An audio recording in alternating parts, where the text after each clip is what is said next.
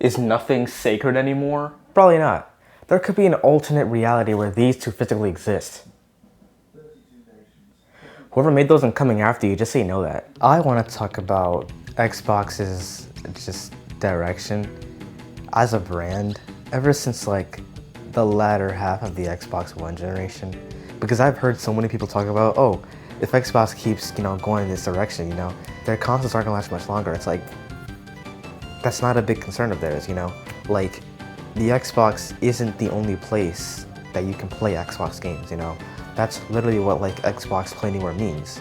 Like, your console's an Xbox, your PC's an Xbox, your phone, tablet, and laptop can be Xbox with like xCloud, if you have xCloud, and your freaking smart TVs can also be Xboxes. Like, Xbox's goal is just to be like everywhere, not really to just kind of lock down all their games and all their services to one title, like how Nintendo and Sony do. Like, oh, you have to buy the PS5 to be able to play The Last of Us remastered, rebundled, revisited. And since Xbox is really like the only company to do this, like no other company's done this in the entire industry. They've of course gotten a lot of flack for this because, people just aren't used to it. Like, I remember when like Xbox Play Anywhere first launched, and this was like around the time of the PS4 Pro and the Xbox One X coming out. I heard a lot of people talk about, oh, Xbox is destroying themselves. This is gonna kill themselves because everybody has a PC and everybody's just gonna play the games on PC now. Xbox, like the Xbox consoles are done. It's like, not every PC that everyone has is, can play video games. Like, your PC's gotta be like, powerful enough to play games. And a lot of people's computers just aren't powerful enough to play, a lot of the big games that you could play by just buying the Xbox One S or the Xbox One X. Like, in 2017, to get a computer that was around the power of the Xbox One X, you would have to spend like upwards of like $1,000. And that goes the same way for the Xbox Series X. Like, nowadays, you have to understand that like, these companies lose money on on developing the console and selling the console, because they could sell it for they could sell it for like a lot more, but it wouldn't be as affordable to you. Or they could sell it, for cheaper and, entice you more to buy it. And hopefully, if enough people buy it, they can make their money back. Even though Xbox stupidly raised the price of the Series S and X and their digital counterparts by like $80 for some reason, like out of nowhere too. It was just like, okay, one day the Xbox One S was $300, now all of a sudden it's $380. Now, one day the Xbox Series X was $500, now it's like $560, or like I think $600, which is dumb because they've been out for like 5 years at this point, and you haven't even pulled a PS5 Pro and tried to like sell us on AI frames, DLSS. But another big part of Xbox's strategy is just releasing a lot of their games that do well, like on the Xbox as a whole, on PlayStation and Nintendo. Now, there are two categories these games are following. One, the game wasn't really like expensive to make. It was like, it's probably like an indie game. It wasn't really predicted to be like this successful, but since it was successful, Microsoft decided to make, the game playable on PlayStation and Nintendo to make more money off the game, because since the game isn't like an established like Xbox name, they could still, sell it as just a third-party game, and people wouldn't really know if it was made by like Microsoft Studios unless you look for it. That's a good idea, honestly. That I have no problem with. Now, the one I do have a little bit of problem with is the games that, have a high development cost. They cost a lot of money to make, and since they are really expensive to make, Microsoft's like, hey, since not as many people are buying Xboxes these days, we should release this game on the PS5 or the Nintendo Switch so we can make our money back, Instead of making more money like with the games that really didn't expect to do well, they can make their money back on the games that were really expensive to make and that, you know, we're only going to be on Xbox if Xbox wasn't this open to stuff like this. So I'll just start with the first category. There's about 4 games that I have on my little list here, but these games I feel like perfectly, you know, make the point I'm trying to make with like, oh, you know, we don't really think this game would do well, so we're putting it on PlayStation and Nintendo because people will like this game on there too. First game up is like, you know, Cuphead. Everyone knows Cuphead nowadays. Back in like 2017, I didn't start to hear about Cuphead until like it was doing like really well, like until like people were saying like, oh, this is like a really good 2D platformer that you can play with someone. Like just all the boss battles are unique and, you know, it's just a great game to play. And since I watched a lot of YouTube videos on like, oh, the Xbox One versus the PS4 versus the Tiger Electronics Gamecom, I already knew that, you know, Microsoft owned the studio that made Cuphead. So I was like, okay, Cuphead is an Xbox exclusive. That's pretty cool. Nice for them. But then I started seeing Cuphead on the Nintendo Switch, and I was like, hold on, isn't Cuphead an Xbox exclusive? And then I did some more research. So I was like, okay, Cuphead is now on, you know, the Nintendo Switch. And then when I thought about it, I was like, okay, Cuphead's the kind of game that would do better on the Switch, to be honest. Because in my opinion, there are a lot more people on the Nintendo Switch that would like Cuphead than on Xbox, you know. That's just what I think. If that's not true, then I'm totally wrong. But that's just my opinion. Another game is Pentiment. Pentiment is an RPG. That's not really Xbox's thing. Like ever since like Xbox's inception, they never really tried to go for the RPG crowd. Like RPGs in general are just like, they're more popular in Japan, you know. Sure, they've gained a lot more traction, like, you know, recently. And by recently, I mean like in the last like 10 to 20 years. Because like back in the 90s and the early 2000s, not many people in the US played RPGs, you know. They liked playing shooters and just games like that. But since they gained a lot more traction, you know, they've started to appear a lot more. Pentiment's like a narrative RPG that definitely isn't for everyone. Not everyone in general is into RPGs, but Pentiment's like for an even nicher crowd. So to see that game do well, Microsoft was kind of like, okay, if this game did well, you know, how well will it do on PlayStation or Nintendo Switch? Because it's my opinion, but I think that a lot more PlayStation and Nintendo players play RPGs than Xbox players. That's probably not an uncommon opinion, but yeah, it was definitely wise for, you know, Xbox to port that game over to, you know, because it's not for everyone. And then there's the Ori games, you know, Ori and the Will of the Wisps and Ori and the Blind Forest. These games look like they are straight out of like a Nintendo console. Like they look like they feel right at home on like Nintendo Switch. Like out of all the games here, I'd say that just like Ori, like the Ori games just feel right at home. Like especially because of like the art style, and just it's probably because it's a 2D platformer, but so is Cuphead. I don't know. I don't think they came to PlayStation, but they definitely came to Nintendo. There's also a couple of games that Microsoft owns that if they kept them on, you know, Xbox and PC, that just wouldn't be good for the games and just like the business as a whole. Like it would literally make them less money. Stuff like Minecraft, Doom, Call of Duty, let's see, like any like future Elder Scrolls game too, and just like any like AAA Bethesda game.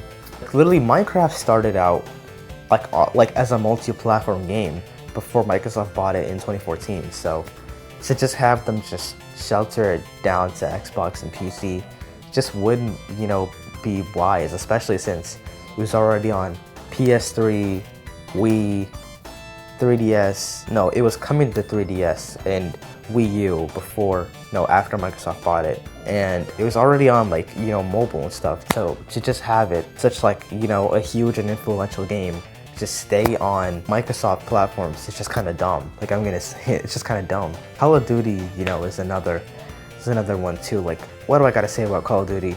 Why would you keep that on Xbox? Like for me, Call of Duty just feels like half the players are on PlayStation and half the players are on Xbox. So if you cut out the PlayStation players, you're just kind of just cutting off like half of your install base and possibly half of your revenue. So that just isn't wise. Like I said before, Doom's the same thing.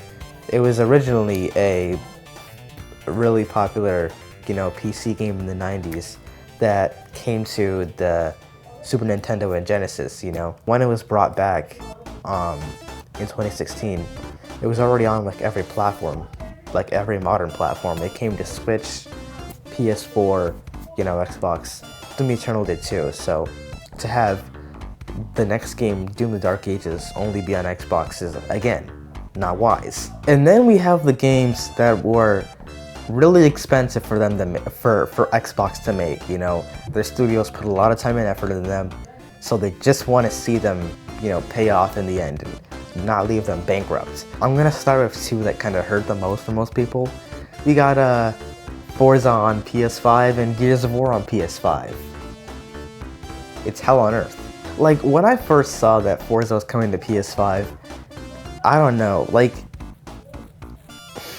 a part of me just felt like this was just so wrong, because especially since I have a lot of fondness for Forza Horizon, especially because I played Horizon 3, 4, and 5 on my Xbox One S, and I really like those games. So, and like, since I played them on Xbox, I just immediately associate them with the Xbox brand. So does everybody else. Like, they've never really gone to anything else because they are a big Xbox franchise. Xbox would never really port their games to other platforms, especially during like the days of the original Xbox and the 360. After Phil Spencer took over in like 2014, he started to like shift the focus of Xbox to where they are today with all the choices you have. So while I get it, like, you just want to see Forza make a little bit more money, and you do want to open up Forza to the PlayStation players, but it just hurts to see. I actually think that games like Forza and Gears work way better with the Xbox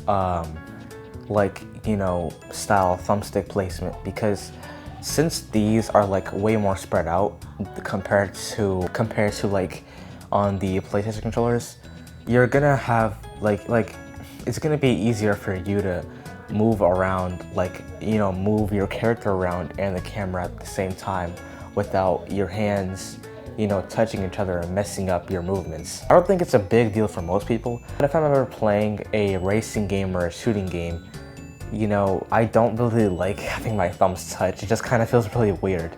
So if I have the choice, I'd rather use a controller that has this thumbstick layout, because it'll be easier for me to move around the thumbsticks without having my hands touch. Then there's also Gears of War Reloaded, which is a remake of Gears of War on the 360, the original one, not the sequel. This one sucks too, because like I said, Gears of War is another established Xbox franchise. Like, the three franchises that most people think of are Halo, Gears, Forza, and that's pretty much all that Microsoft made for a while. Like, going into the Xbox One generation, was just Halo, Gears, and Forza. It just feels especially wrong because it's a remake, So if it's a remake, why, like, it just feels wrong to have it go to the other side. See, I'm still in that console wars mentality, but I guess they do gotta do this to make, enough money to keep making these games. There's also the Outer Worlds 2 and Indiana Jones. Indiana Jones already came out. I think it's coming to PS5, or it already came to PS5, but the Outer Worlds 2 has yet to come out, and I think it's launching on Xbox, PC, and PlayStation like day one. So, unlike Indiana Jones, which launched on Xbox first and came to PlayStation, or is coming to PlayStation like later, this one's just gonna be just day one. You could play it on PlayStation, and you could play it on Xbox and PC too. Day one. Yeah, those two don't really hurt, for a lot of people. But yeah, since those two aren't really known for being on Xbox, because they're not really historically on Xbox, it doesn't really hurt to see them. It just feels like the developers make the game, and since Microsoft owns the game, they technically just own the game. They don't really make it exclusive. I forgot Sea of Thieves. I mean, there's not really much to say about Sea of Thieves, because it's just it's just a live service game that did well. You know, it's made by Rare, who was bought by Microsoft like during the early days, like I think like 2003 or 2002. But yeah, they didn't really do much. They made Banjo-Kazooie, and I don't know after that until they made like Sea of Thieves, and that popped off, and they're doing really well. So I guess since it's a live service game, they just wanted to, you know, open it up to the most people as possible. Then there's the whole xCloud thing. The xCloud you can get with Game Pass Ultimate. So if you have Game Pass Ultimate, you could just get xCloud for free. But it lets you play like, you know, a certain amount of games, you know, streamed from a data center. That is, I think, as powerful as like an Xbox Series X. Smart on Microsoft because, you know, they didn't have to develop the games for a whole new architecture of, you know, hardware. They just put it on the Xbox hardware and it works fine. So yeah, from what I've seen, the game streaming isn't the best, but then again, none of it really is. From what I've seen, it does better than Google Stadia though. But since xCloud like isn't the only option for gamers, it hasn't really gained as much traction. And I don't think Microsoft wants it to gain that much traction, you know. They know that cloud gaming isn't the only way to play games. Unlike Google, which tried to just kind of make it the only way to play games, and that didn't work out well for them. Yeah, since xCloud really isn't like, you know, the only option, it's not really gonna get much better in my opinion. But what I'm trying to prove with all this is that Xbox just isn't as competitive as they used to be. And that's not really a terrible thing, you know?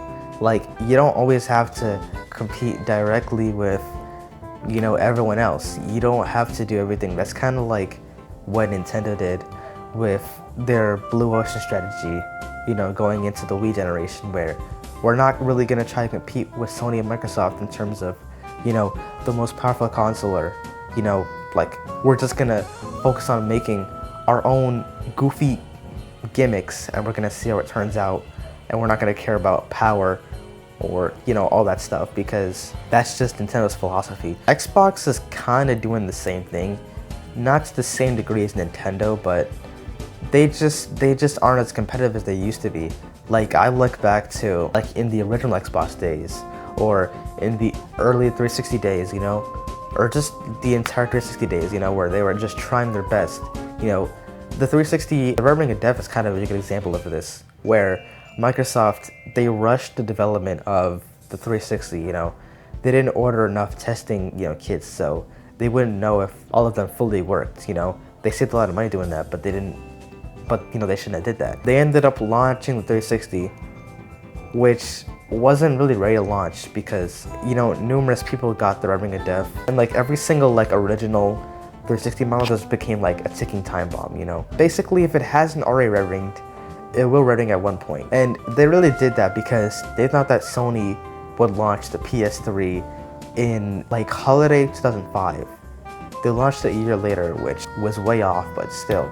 Even if it didn't launch a year later, the PS3 had its own just bucket list of problems that just stopped it from just being as good as it could have been as the third PlayStation. Microsoft was really competitive back then, and they've kind of stopped, and I think that people are getting scared that since Sony is like the only one to keep on doing the traditional like console thing, Nintendo kind of is too, but Nintendo's just always done their own thing ever since like the Wii generation.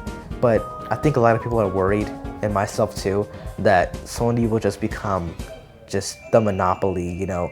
Xbox will eventually stop making consoles. Nintendo will keep doing goofy things and doing their own thing while still being money-hungry big backs. You know, with Xbox as a third-party developer just out of the way, Sony can just monopolize the whole industry as a whole. It's pretty scary to think, but I don't think that will happen, you know. These companies have learned a lesson, hopefully. But that was kind of the whole mission of the Xbox, like, originally, because Microsoft did not want to see the whole, like, entertainment center become just PS2s and PS2s and PS2s back then.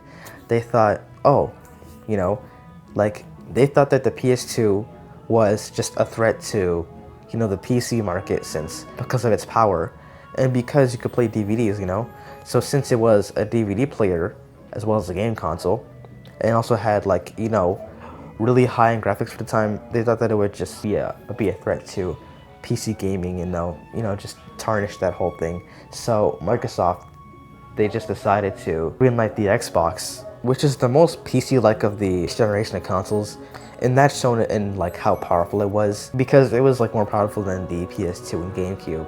So games could run better on it. Microsoft just didn't want to see that industry go to Sony. I used to have this idea in my head where, like, I felt like if Microsoft didn't lose the Xbox One generation, that they would be their old selves. They're really competing with, Sony, trying to one-up them.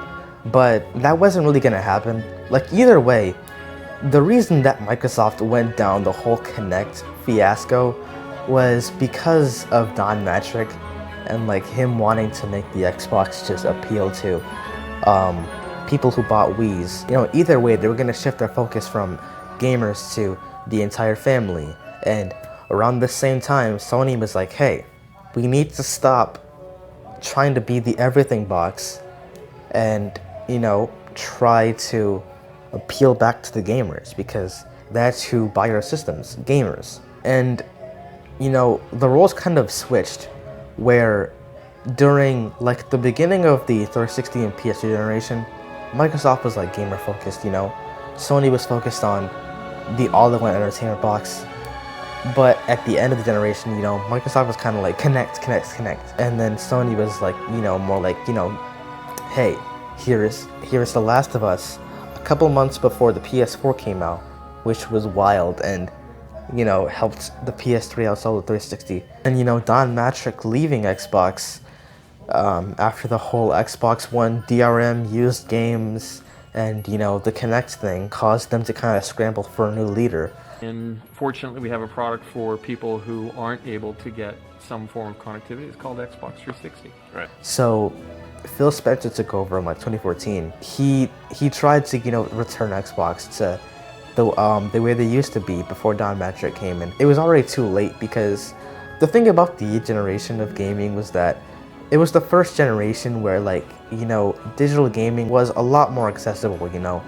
Like it was there during the 360, PS3, and Wii days, but it wasn't nearly, as popular as physical games still were. Since digital gaming was like really widespread during the PS4 and Xbox One era, people who already had large installed bases on the PS4, we're not just gonna throw it away for, the Xbox Series S. They were gonna build upon it on the PS5. There definitely are a couple of factors for Xbox going down this path, but I'm honestly not too mad about it. The thing I am pretty mad about is their stupid knack of just shutting down studios. Like, for example, Tango Gameworks. I have no idea why they got shut down. Well, they were going to get shut down, but some other company bought them. But I think it was because the leader of Tango left after Hi-Fi Rush came out, and Microsoft didn't know about this, so they decided that the studio was useless, which was dumb. They just proved their worth with Hi-Fi Rush, which was a game that just came out of nowhere on Game Pass and did really well. Of course, people, had massive outrage, and they also have a big history of canceling other studios, but I don't know too much about that yet. Xbox also needs to just work on just their game output, which it has improved since the start of the series generation, because initially Halo Infinite was gonna come out in 2020, but it got delayed about a year because everyone said the gameplay was trash. There's also Starfield. Starfield also got delayed by a year. And then there's also Fable. Fable was announced 5 years ago at the Xbox Game Showcase in 2020.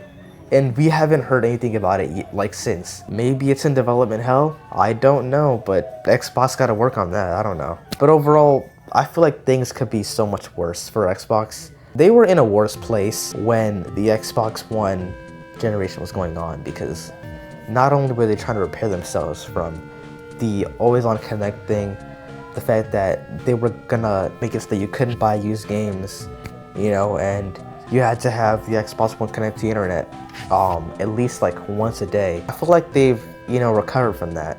They haven't really recovered the install base from that, because once people saw that, and once, you know, Sony just totally humiliated Microsoft with the shared games commercial. They kind of just lost their entire install base of loyal 360 players. But I feel like Xbox has just recovered as a brand, you know. I feel like they're just like doing, you know, better off than they were. Not only are their games, you know, going to other platforms, so they're making themselves more money in other places. There's just a lot more ways to play, you know, Xbox. I completely forgot to talk about the whole Xbox working with Steam thing and the Xbox ROG Ally and all that other stuff. I mean, that's Xbox. I don't know. It definitely fits what they're doing right now, you know, they're just trying to be everywhere. So why not connect the largest place where people buy games on PC to Xbox, which is trying to get, like, you know, a foothold in the PC, you know, gaming market. A wise decision, I guess. There's also the ROG Xbox Allies.